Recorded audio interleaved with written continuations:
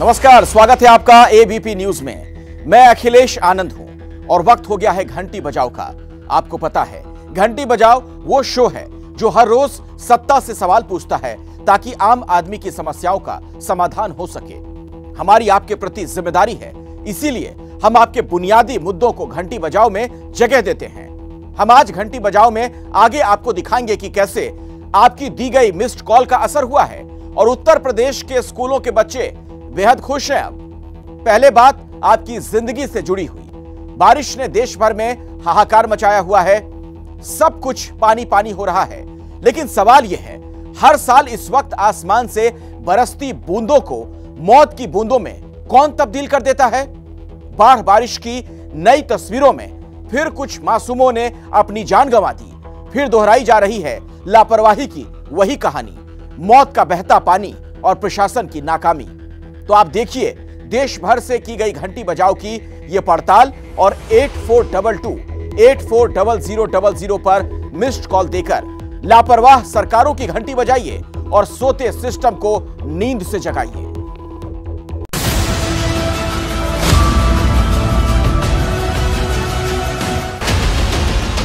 ये हैं वो तस्वीरें जिनमें आसमान से बरसती मौत का तांडव दिख रहा है। कहीं बाढ़ के पानी में लोग बह गए तो कहीं बरसात के चलते पंडाल का पंडाल ही सिर पर आ गिरा और कई घायलों समेत एक की जिंदगी ले ली। कहीं खुद बचाने वाले ही शिकार हो गए आसमानी मौत के। कई दिनों से देश के अलग अलग हिस्सों में इसी तरह बाढ़ बारिश ने कोहराम मचाया हुआ है और ऐसे में रोजमर्रा की जिंदगी के संघर्ष की कहानी और भयावह हो जाती है जब नदी बनी सड़कें और बरसात के भवंडर घरों को उजाड़ देते हैं।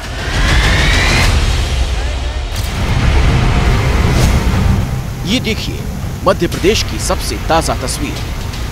पिपला नारायणवार की इन तस्वीरों में दिख रहा है ये शख्स पानी के तेज बहाव को पार करने की जुगत में है। 30 साल के लीलाधर बनाई बुधवार को दोपहर में पैदल अपने गांव की तरफ लौट रहे थे।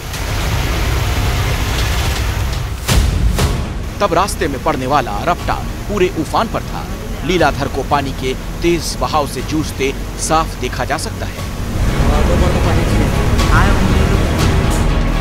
लेकिन सारी कोशिशों के बावजूद उसके पैर बहाव का बोझ नहीं झेल पाए और देखते ही देखते युवक पानी के तेज बहाव में बह गया।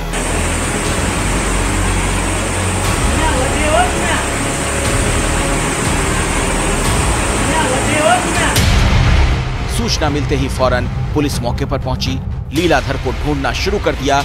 घटना का वीडियो दिल दहला देने वाला है। इलाके की और तस्वीरें देखकर यहां का हाल खुद ब खुद बयां हो रहा है। छिंदवाड़ा के अमरवाड़ा के बोरीमाल और जुंगावनी में 8 से 10 घरों को नुकसान हुआ। कई घरों में पानी घुस गया। जुंगावनी में 1 से 2 घर तो क्षतिग्रस्त भी हो चुके।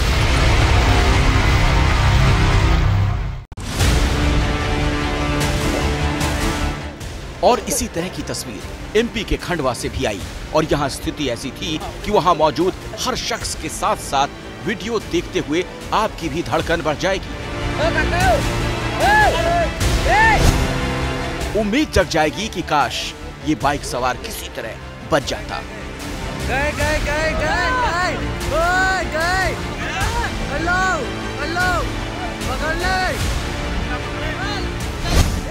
ये तस्वीर है एमपी के खंडवा के रोशनी ग्राम के 12 जोशी नाले की। बरसाती नाले को पार करने की कोशिश में दिख रहे हैं कई लोग, जिनमें से ये 2 लोग बैतूल के हैं।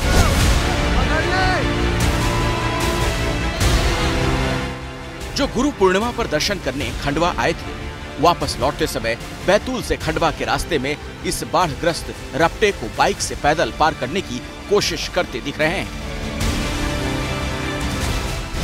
वीडियो बनाते शख्स और आसपास खड़े लोगों को दूर से खतरे का अंदेशा हो रहा था। वो लगातार नाला पार करते लोगों को सावधान कर रहे थे।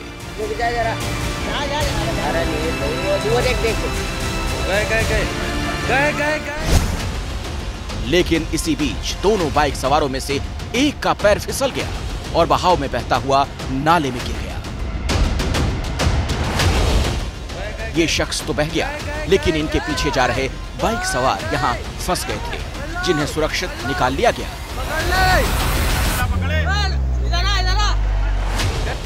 जबकि बाढ़ में बहे युवक की तलाश अब भी जारी है। पानी का बहाव तेज होने से अभी तक उसका सुराग नहीं मिला है। हम घरों में घुसने वाले पानी, सड़कों पर गड्ढे और सैलाब को लेकर प्रशासन से शिकायत करते हैं, लेकिन खुद खतरे की ऐसी बाढ़ में दाखिल हो जाना हमारे स्तर पर बड़ी लापरवाही है। और खंडवा समेत छिंदवाड़ा जैसी तस्वीरें हमारे लिए एक बड़ा सबक भी हैं।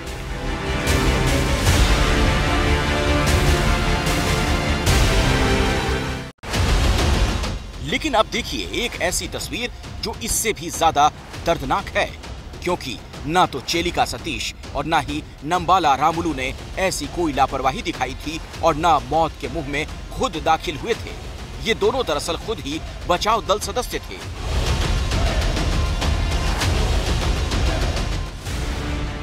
इन दोनों की जान की दुश्मन बन गई पेद्दावागु नदी में आई बाढ़। इन दोनों के शव नदी के किनारे मिले और वजह थी एक गर्भवती महिला को बचाने की कोशिश। दरअसल ये दोनों मंडामारी क्षेत्र की 5 सदस्यीय टीम का हिस्सा थे, जो एनम की एक गर्भवती महिला की मदद को पहुंची थी। महिला प्रसव पीड़ा से ग्रस्त थी और टीम दहेगांव मंडल के बीवरा गांव उस महिला को रेस्क्यू करने पहुंची थी। बाढ़ से डूबी सड़क पार कर गर्भवती महिला को अस्पताल ले जा रही थी टीम, लेकिन तेज बहाव के चलते नदी में तब्दील हुई सड़कों से जहां बाकी 3 सदस्य महिला को सुरक्षित निकाल ले गए, वहीं ये दोनों चेलिका सतीश और नंबाला रामुलू बहाव में बह गए। इनकी तलाश बुधवार से जारी थी और अब जाकर इनका शव बरामद किया जा सका है।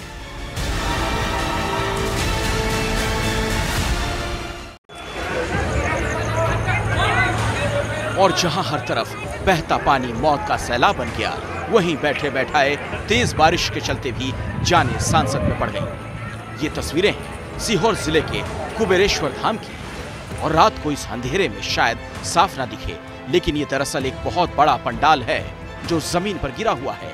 लेकिन इस पंडाल के अंदर चल रही थी एक भोजशाला। गुरु पूर्णिमा के अवसर पर कुबेरेश्वर धाम पर गुरु दीक्षा का कार्यक्रम आयोजित किया गया था। एक दिन पहले से ही बड़ी संख्या में श्रद्धालु भक्त यहाँ पर गुरु दीक्षा लेने के लिए एकत्रित होने लगे। बुधवार को सुबह से भी बड़ी संख्या में लोग यहाँ पहुंचे, गुरु दीक्षा ली। दिन भर रिमझिम बारिश के बीच कार्यक्रम चलता रहा, लेकिन रात करीब 8:30 बजे के आसपास हवा के साथ बारिश होने लगी। इसके कारण यहाँ पर बनाए गए खाने पीने का पंडाल अचानक से गिर गया।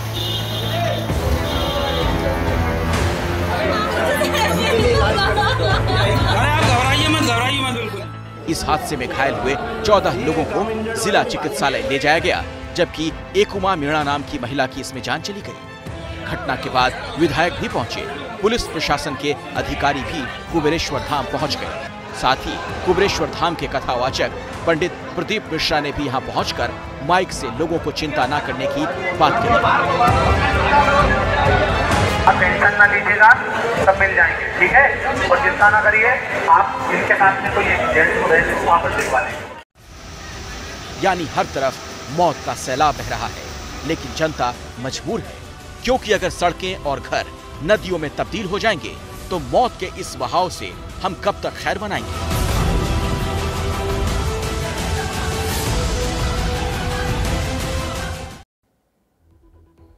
और अब आपको दिखाते हैं एबीपी न्यूज की खबर का असर।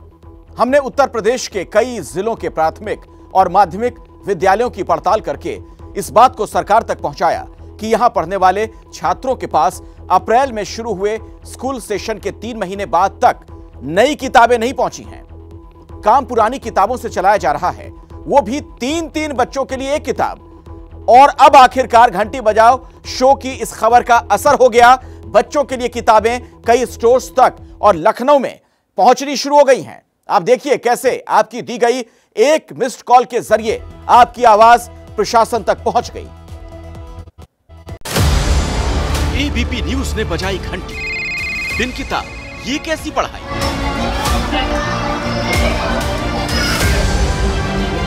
तुम्हें नई बुक मिली या पुरानी बुक मिली? पुरानी बुक मिली। सर जी हम पढ़ नहीं पाते, हमको याद भी नहीं कर पाते हैं, लिख भी नहीं पाते हैं। हम योगी जी से कहना चाहते हैं कि योगी जी हमें नई किताबें दिलवाएं और हमको पढ़ाएं। घंटी बजाओ का असर, मासूमों तक पहुंचने लगी किताबें।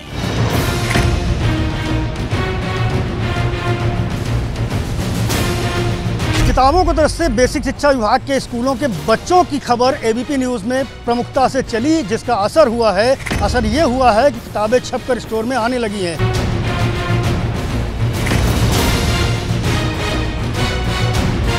नई किताबें आने वाली हैं, कैसा लग रहा है?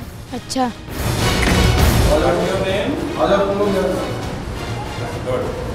बड़े होके क्या करना है?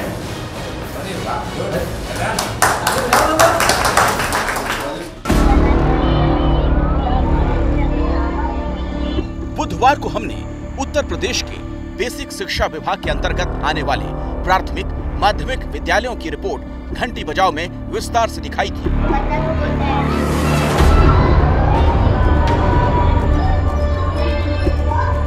प्रयागराज, फतेहपुर, फिरोजाबाद, प्रतापगढ़, आगरा, बलरामपुर, हर स्कूल में दिखा था एक ही नजारा। एक एक बेंच पर 3-3 बच्चे एक ही किताब से पढ़ाई करने को मजबूर थे। पास आउट हो चुके बच्चों से जमा करवाई गई किताबों से ही अब तक पढ़ाई हो रही थी, क्योंकि नई किताबें अप्रैल में शुरू हुए स्कूल सेशन से अब तक यानी 3 महीने तक भी बच्चों तक नहीं पहुंचाई गई थी।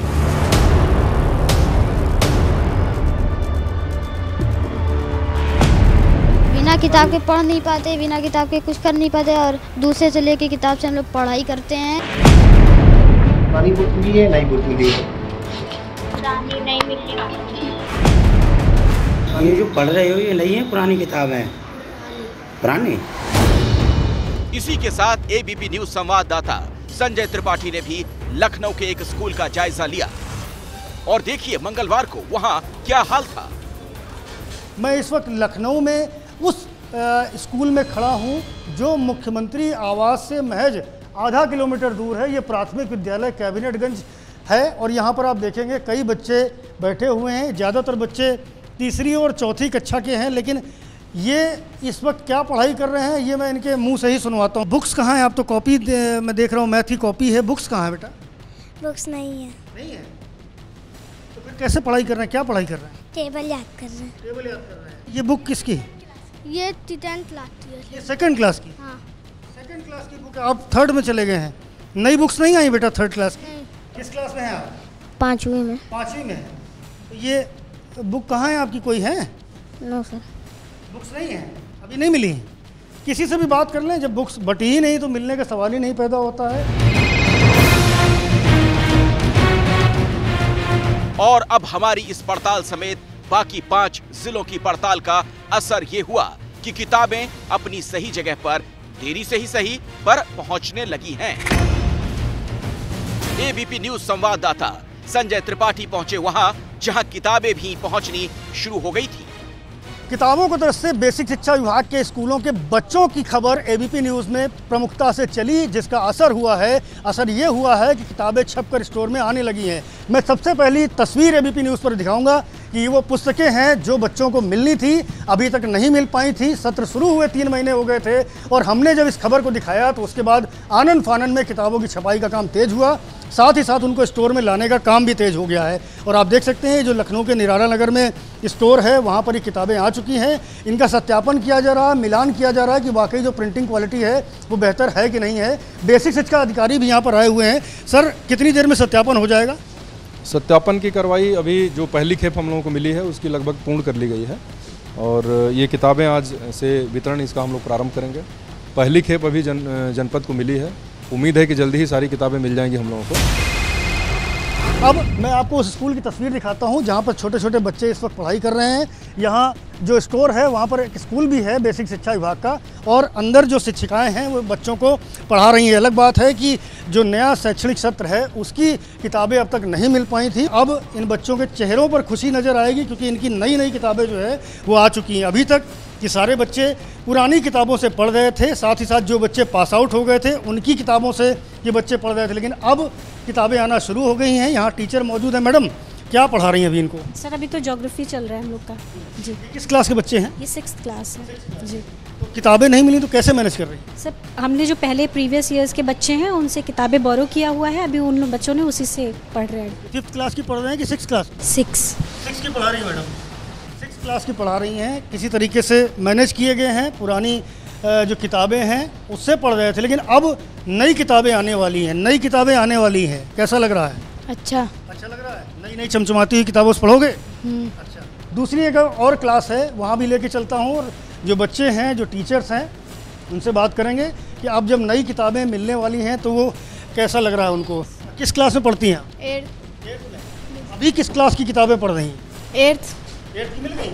नहीं सर, किताबें तो नहीं आई अभी? नहीं। तो कैसे मैनेज कर रही हैं? सर जी वो पुराने बच्चे से लेकर के जो पढ़ते थे यहाँ पे, उनसे लेकर के। पुराने बच्चों से लेकर पढ़ रहे हैं क्योंकि नई किताबें नहीं आई। और इसी के साथ यहाँ तो बच्चों को किताबें बांटी जानी भी शुरू हो गई है।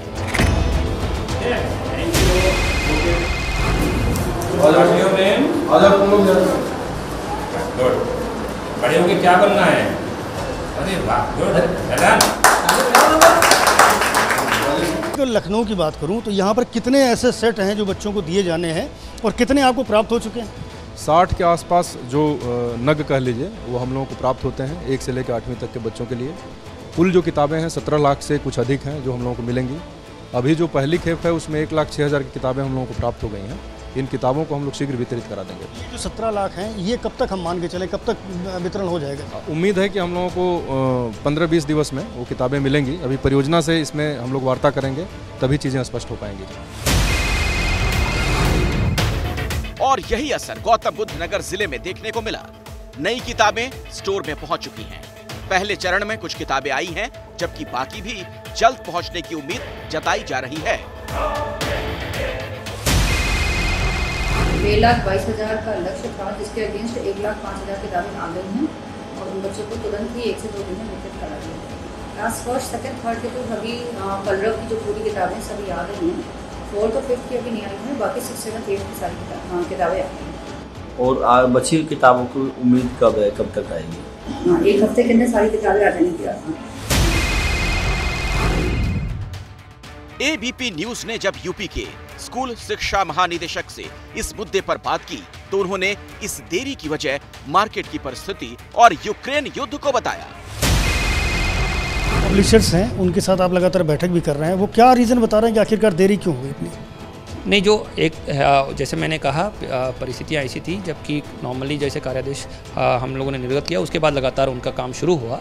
और दूसरा मार्केट की परिस्थितियाँ ऐसी उभर के आई, उन लोगों द्वारा जो बताया जा रहा है कि यूक्रेन वॉर की वजह से पेपर मिल समस्याएं एक्सपोर्ट्स की वजह से हुआ है और विभिन्न कारण बताया गया। लेकिन हालांकि वो सब कारण आपूर्तिकर्ताओं के लिए बाध्यता हमेशा रहेगी कि वो हमें 100% समय जो कॉन्ट्रैक्ट में लिखा गया है उसी अनुसार सप्लाई करें, और इसी के लिए हम लोग अनुश्रवण कर रहे हैं। उनको प्रशासन की मदद से जो भी सपोर्ट चाहिए वो हम लोग करवा रहे हैं, उसमें भी सपोर्ट कर रहे हैं। इस टाइम पे इलेक्शन और आचार संहिता चल रही थी और हर स्तर पे काफ़ी प्रयास करके उसको पूरा किया गया और अभी सप्लाई तेज़ी से चल रही है, आपने देखा भी है। और कोशिश ये है कि हम लोग जल्दी से इसको 100% पूरा करें। किताबें तो पहुंचनी शुरू हो गई, लेकिन हमने जब इसकी पड़ताल की तो बच्चों समेत टीचर्स भी 3 महीने के नुकसान को लेकर गंभीर दिखे थे। वो सेशन अप्रैल से शुरू हो जाता है सर, उसके बाद वो पीछे हो जाएगा। फिर अभी ये होगा कि जब अभी एग्ज़ाम आज तक परीक्षा आ जाएगी, ऑफ कोर्स एग्ज़ाम तो उसी हिसाब से होगा, सिलेबस के आधार पे ही, बच्चों को अवेलेबल नहीं हो पाया है। कोई व्यवस्था नहीं है, उसी से हम लोग काम चला रहे हैं। दिक्कत तो आती है बच्चों के लिए भी, मेरे लिए। बुक्स न मिलने की वजह बच्चों की रेगुलर पढ़ाई नहीं हो पा रही है कोर्स वाइज। जैसे अभी कह देंगे सिलेबस पूरा करिए आप, तो वो पूरा होने का सवाल ही नहीं उठता है। तो अब सिलेबस पूरा कैसे होगा, इस पर भी एबीपी न्यूज ने डीजी से सवाल किया। ये जो पढ़ाई पिछड़ गई उनकी, ये कैसे कंप्लीट होगी? नहीं, देखिए हम लोगों ने उसके लिए भी टीचर्स को निर्देशित किया है और कोशिश की जा रही है कि पठन पाठन सफर ना हो। इस बार हम लोग शिक्षकों को जो हमारा टीचर गाइड्स है, रेमेडियल मॉड्यूल है, उनसे पढ़ाई करा रहे हैं क्योंकि 2 साल की वैश्विक महामारी के बाद ही है और प्रयास ये है कि जल्दी जल्दी सप्लाई हो जाए। यानी अब असर तो दिखने लगा है, किताबें पहुंचाई जानी शुरू हो गई हैं, लेकिन प्रशासन की इस नाकामी का खामियाजा बच्चों के साथ टीचर्स को भी उठाना पड़ेगा। पढ़ाई की रफ्तार दुगनी बढ़ानी होगी और नन्हे दिमागों पर इससे बोझ बढ़ेगा।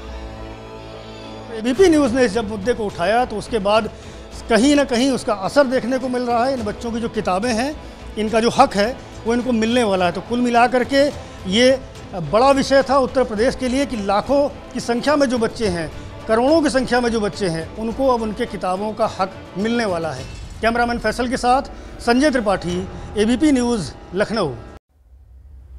तो देखा आपने, घंटी बजाने का असर होता है, आपके जीवन में बदलाव आता है। तो दिए गए नंबर पर जरूर मिस्ड कॉल किया करें और हमारी रिपोर्ट देखते रहिए। फौरन लौटते हैं, जुड़े रहिए हमारे साथ।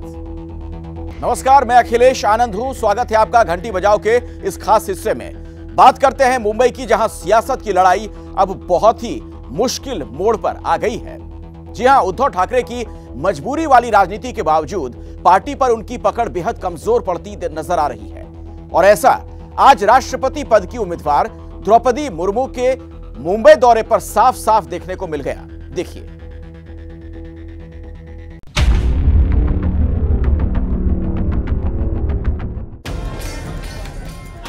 द्रौपदी मुर्मू के मुंबई पहुंचने की ये तस्वीरें महाराष्ट्र की राजनीति में एक निर्णायक मुकाम की तरह देखी जा सकती हैं।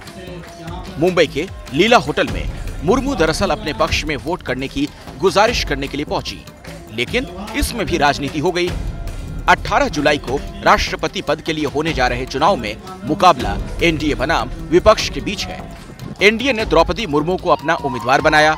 चुनाव के प्रचार के सिलसिले में द्रौपदी मुर्मू ने जहां बीजेपी और शिंदे गुट के विधायकों से मुलाकात कर अपने पक्ष में मतदान करने की विनती की, लेकिन उनके समर्थन का ऐलान करने वाले शिवसेना अध्यक्ष उद्धव ठाकरे से उन्होंने दूरी बनाए रखी। उद्धव साहब ने भी जो डिसीजन लिया है वो अच्छा डिसीजन लिया है। जो आदिवासी महाराष्ट्र के लोग हैं, देश के लोग हैं, उनके मन में जो था उन्होंने वही उद्धव साहब ने किया है, इसलिए उनका भी स्वागत है। हालांकि द्रौपदी मुर्मू के मुंबई होटल में पहुंचने के बाद शिवसेना के कई सांसदों ने होटल आकर उनसे मुलाकात करने की कोशिश जरूर की। शिवसेना के सांसद राजेंद्र गावित भी लीला होटल पहुंचे थे। ये महाराष्ट्र के पालघर से सांसद हैं। शिवसेना के विधायक प्रताप सरनाइक भी होटल आए। कैसे महिला को हम वोट देने जा रहे हैं, जो महिला भारत की आदिवासी समाज में के काम करने वाली एक बहुत अच्छी महिला है। गवर्नर के रूप में उन्होंने 5 साल काम किया है और आदिवासी समाज के लिए बहुत सारे विधायक काम उन्होंने अभी तक किए। तो ऐसी महिलाओं को अगर एनडीए का कैंडिडेट के तौर पे हमारे सामने रखा जाता है तो हमें उसका समर्थन करना चाहिए। इस बीच राष्ट्रपति पद के लिए विपक्ष की ओर से साझा उम्मीदवार यशवंत सिन्हा का 17 तारीख का मुंबई दौरा रद्द कर दिया गया। उन्होंने ऐसा उद्धव ठाकरे गुट वाले शिवसेना के द्रौपदी मुर्मू को समर्थन करने के ऐलान के बाद किया। सूत्र बताते हैं उद्धव ठाकरे के इस फैसले से विपक्षी खेमे में खासी नाराजगी भी है। शिवसेना अध्यक्ष उद्धव ठाकरे ने एनडीए की राष्ट्रपति पद की उम्मीदवार द्रौपदी मुर्मू को समर्थन देकर सभी को चौंका दिया है। सरकार बनाने के बाद अब उद्धव सरकार के सामने सवाल पार्टी पर नियंत्रण रखने का है। माना यह जाता है कि मुर्मू को समर्थन देने का फैसला उन्होंने इसी वजह से लिया।